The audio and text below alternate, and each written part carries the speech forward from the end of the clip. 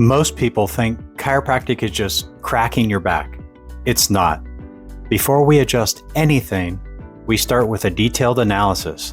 We look at how your body is moving, where the restrictions are, and what is actually causing the problem. Because if you skip this step, you're just guessing.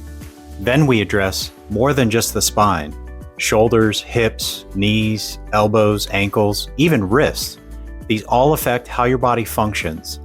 A lot of people are surprised when we adjust areas they didn't even realize were part of the problem.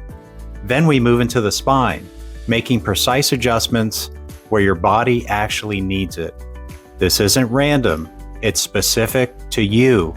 If you're looking for more than just a quick adjustment and actually want to fix the problem, go to LaStarzawellness.com or call now to get started.